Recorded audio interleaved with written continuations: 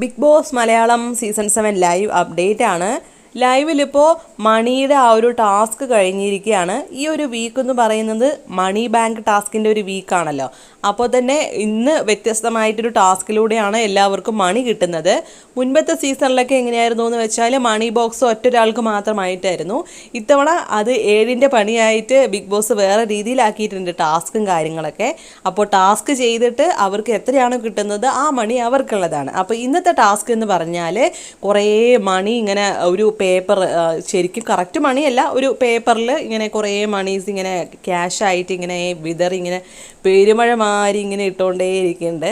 രണ്ട് സംഭവങ്ങളൊക്കെ ഇങ്ങനെ കുറച്ച് ഫിറ്റിങ്സും കാര്യങ്ങളൊക്കെ വെച്ചിരുന്നു. അതിലൂടെ മണി ഇങ്ങനെ വരും, ഇവർ ഓടി വന്ന് എടുക്കണം. അപ്പോൾ എല്ലാവരും ഇങ്ങനെ കഷ്ടപ്പെട്ട് ഇങ്ങനെ കുറേ പേരൊക്കെ പെറുക്കുന്നുണ്ട്. അപ്പോൾ നെവിനാണെങ്കിൽ ഈ ഒരു ടാസ്ക് നിഷേധിച്ചിരുന്നു. നെവിന് മാത്രം എടുക്കാൻ സാധിക്കില്ല, ഇതിലെ ടാസ്കിൽ പങ്കെടുക്കാൻ സാധിക്കില്ല എന്നൊക്കെ. പക്ഷേ നെവിൻ ആരും കാണാതെ കുറച്ച് മണി എടുക്കുന്നുണ്ടായിരുന്നു. എന്നിട്ട് പിന്നെ ഒളിപ്പിച്ച് വെച്ചു കേട്ടോ. എന്നിട്ട് പിന്നെ ലിവിങ് റൂമിൽ വന്നിട്ട് ബിഗ് ബോസ് എല്ലാവർക്കും എത്രയാണ് കിട്ടിയത് എന്നുള്ള കാര്യങ്ങളൊക്കെ ചോദിക്കുന്നുണ്ട്. എല്ലാവരും അത്യാവശ്യം ഇന്ന് പിന്നെ 10,000 രൂപയായിരുന്നു കേട്ടോ അതിലിട്ടുണ്ടായിരുന്നത്. ആകെ 10,000 ഉണ്ടാവുള്ളൂ. അതാണ് എല്ലാവരും കൂടി എടുക്കുന്നത്.